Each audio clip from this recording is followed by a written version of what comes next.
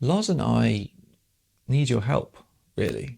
I know usually we test and review things and tell you our opinion and how we found it. We're in the lookout for new memory cards to use with our cameras. And it's really confusing which to get. In the beginning, when I got my Z6 and Z7, I just got the Sony XQD cards. And to be fair, I didn't know much about it, but really fast read and write, and it's about 400 megabytes a second, which is plenty for most of the time what I use. But over time, so it's been 3 or 4 years, they start to chip. There's like the edges of the plastic start to go away, and the plastic at the front seems a bit weak and a bit bent. And that's really concerning because obviously if your memory card goes wrong, you've had it.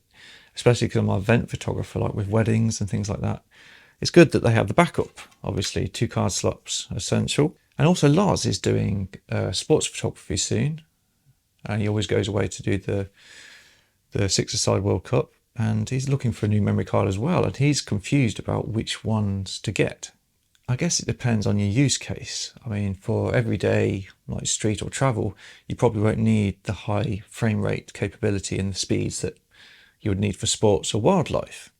Because I do wildlife photography and I use these cards and I don't really have a problem.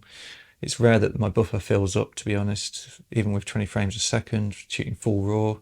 Because I think Lars's way is he just leaves the memory card in the camera and just connects it through the USB. Whereas I've just always, my way of doing it is to take the memory card out and then put it in the card reader. It's just the way I've done it. And I've always done it just to be the most secure way of, it's my methodology to make sure I've got all the photos in and drag and drop. But over time, I guess, that's going to wear away the reliability of the memory cards. So the first question is, what speed do you need? Or what speed will you recommend? Because these are 440 read, 400 write. And well, that's quite fast. I mean, when I'm doing event photography, it seems enough. If I'm just clicking away, it rarely runs out. And with wildlife, especially when a bird's trying to take off, I have a few times where it's run out of buffer, but most of the time it's okay. But this is quite slow now, I've realised, looking online with the compact flash type B cards. You can obviously double it or triple that speed, but will the camera utilise that speed? Which is best for photo and which is best for video? Because predominantly Lars and I are with photographers, but we do video as well. So do you need different requirements for video and photography? Because I know if you're filming in 4K, which I always do now, that was quite draining on the memory card, isn't it? And then you have to think about, there's lots to this, the capacity of the memory cards. I mean, this one I have now is the 120 gigabyte. And to be honest, that has done me really well. I rarely need more than that in one sitting for a wedding or for wildlife. 120 gigs seems about right for me.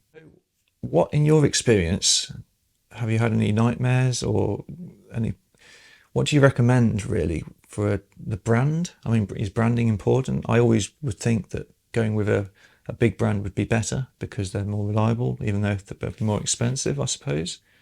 It's like with all technology, there's different levels for these memory cards, isn't there? So obviously, I'll try and report back with different tiers. Well, if you could recommend 3 different tiers, so you have the best, the highest capacity and the highest speeds. But do I need that, do you think? Obviously, they're going to be expensive. The medium, the everyday use. Which memory card would be best for most people who do event photography and a bit of wildlife and a bit of sport? Is there a capacity or speed that you would recommend? And then the lowest tier, the least inexpensive ones, but also going to be reliable and not going to break and fast enough and a high enough capacity. So which 3 categories? You got the best for most, and the least expensive but still reliable. Can you recommend a memory card for all those situations? I know this is a bit of an ask, but this is why it's so confusing.